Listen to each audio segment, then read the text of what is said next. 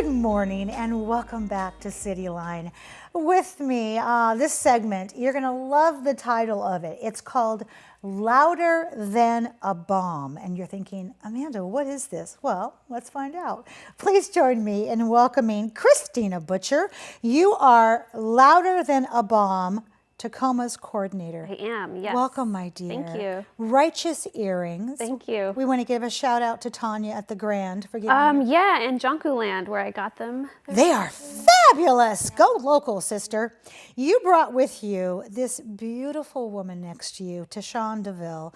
You are a local poet here in Tacoma. Welcome, my dear. Hi, thank you for having me. It's my pleasure. And the Doc Martens just work on your feet so much. Thank you. So you're going to give us a poem later on here in a few minutes. So Christina, before we hear from Tashawn, I put it out there. What is Louder Than a Bomb? And I know you have an answer for me. I do, yeah. Louder Than a Bomb-Tacoma is a regional teen poetry slam, and it includes youth from middle schools, high schools, and community organizations in the region. Wow. So, boy, you pretty much cover the whole gambit. We do, yeah, absolutely. We've grown ever since we started about 5 years ago. Each year we get bigger and better, so it's exciting to be where we are right now. That is, and one of the things I love is that slam poetry has taken its place, and it's taken the poetry community by storm. 10, 15 years ago, slam poetry was just a little blip. Now slam poetry is everywhere, and it has such beautiful roots when it's also set to music and also when it's spoken. It is incredible.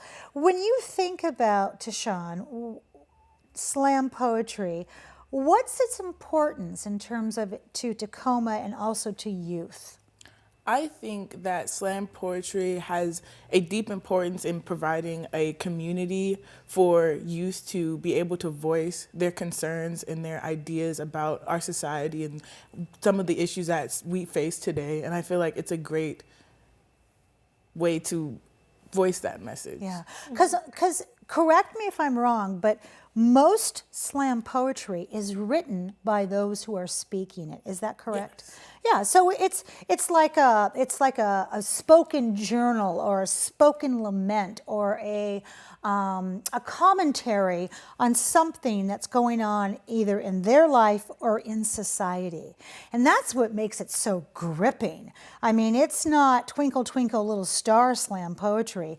It's about some of the things that we all deal with in life, isn't it? Christina, when we talk about schools, because boy, middle school, high school, college, how many schools participate in Louder Than a Bomb? This year we have 16 participating teams. Wow! Yeah, it's pretty incredible. And that also includes youth from organizations that aren't necessarily schools. So this year we have Reman Hall Youth Detention Center, who's returning as a team, which we always love to have. We have alternative high schools like Willie Stewart, who will be there. We've had libraries participate in the past. We're really blessed that so many people in our community are interested in pulling together a team of youth and having them perform and share their work. And when you said Raymond Hall, my heart just melted because, boy, is there an outlet there that is needed for expression? Absolutely. You bet there is. So you mentioned it's been in existence for 5 years. Yeah, LTAB-Tacoma has been around for 5 years. We started in 2016, although the program Louder Than a Bomb started in Chicago before that. And did you know about it in Chicago? Is that how it got to Tacoma? It got to Tacoma through our executive director at Right 253, Michael Hefflinger, who participated in it in Chicago. And when he moved to Tacoma, he brought Louder Than a Bomb here. Huh, we love that. Why, thank you, Mr. Michael. So, Tashawn, what do you think youth gain from the slam experience? I think that there are so many different things that youth have a chance to gain from this slam experience. But I feel like the most important thing that they do gain is the community and kind of being able to converse and being able to be around other people that they might not normally be around, or being able to just have those conversations and workshop with one another and kind of building that community of poets that aren't necessarily around, because youth poetry is something that is very important, but there are not a lot of venues that allow youth to come and do their poetry. So I feel like this is a great avenue for youth to be able to do that. What a shame that there's not enough avenues for that, because as you were talking, I just visualized in my head a group of youth getting together and sharing their stories and sharing their poetry, and then just the epiphanies that go off with other people, because there's that feeling, I think, when we're young that we're alone, or that what we're going through is just, only us. And what a aha moment to go, you think the same thing, or you have that same issue in your life. And so it becomes community, and in community, there's safety and recognition. I see that on your face right now. You have a poem that you're going to share with us, and I am so honored that you are doing this. You are really stepping out right now. It's one thing to do it in front of your peers and your family, another thing to do it on TV. Yeah. So when you're ready, give us a little slam poetry on camera 3, okay? Okay. This poem that I'm about to perform is called Black Lives Matter. When I hear the term Black Lives Matter, it makes me think, are we saying it to them or to you? Call me delirious, but I'm kind of confused. How do you get mad at one group for inflicting the same pain on the Black lives that matter to you? For instance, every rapper on Instagram trying to be the next Dr. King, yet every other day you're using violent obscenities, glorifying homicides that you did with extended magazines. It kind of contradicts the message. And don't think that I'm trying to say that this term isn't relevant. We live in a country where police aren't taught etiquette. You can be gunned down in the streets for using a little too much arrogance. Slavery was supposed to end years ago, but we still haven't got our share of the settlement. Our country won't have peace until we see past race, but that might not happen because some memories just can't be erased. Honestly, the Black name has been defaced. Stupidity is more fashionable than going to school and getting good grades. Disrespecting women is like a new trend. You have the urge to emotionally destroy someone just to tell your friends. What does this world come to? Simple acts such as selling CDs and drinking tea has become a reason for them to get violent.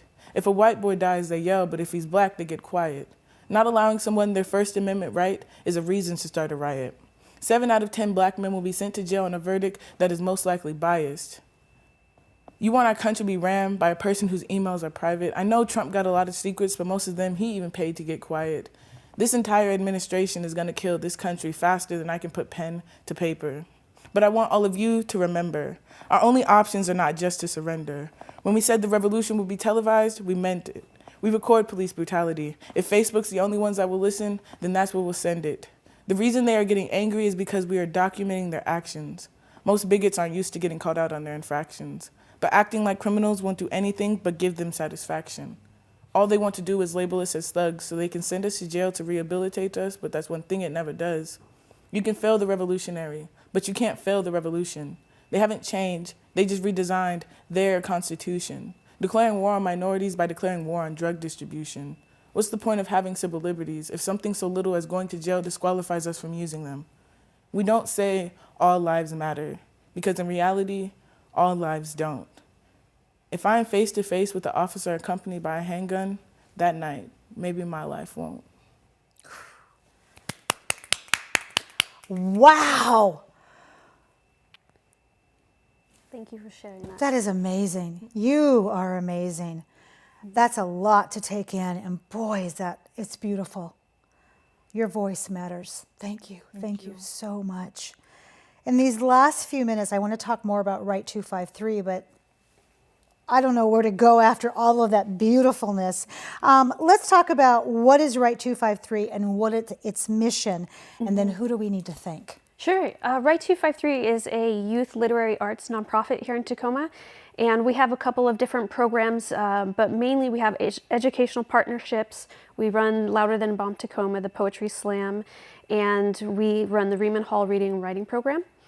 And we have a press now at the Washington State History Museum, who is one of our biggest supporters for Louder Than a Bomb, as well as Tacoma Community College and King's Books. And we just want to say thank you to all those folks, and also to everyone who volunteers, who coaches, who participates, to everybody in the community that really shows up. Louder Than a Bomb would not be possible without hundreds of volunteers and participants. So just thank you to the community, to everyone. That is the beauty of it. And last question for you. If people want to get involved in this slam, what's the best way for them to do so? They can go to right253.com, and there's a volunteer submission form, and we'll get in touch with you as soon as you fill it out. And believe us, we will find a way for you to get involved. I love that. Thank you for being here today, for pulling this all together and giving us such a clear vision about the mission of this program. And you, I don't have let's any. give it up for Tashawn. I don't have any words for you. I have brilliance, authentic. You shine, and your wisdom is powerful. Please never, ever give up your voice. Do you promise me? I promise you. All right, you're amazing. Thank you for being here. Mwah. When we come back after this quick break, we will have with us in the house the Destiny City Film Festival. You don't want to miss that. We'll be right back.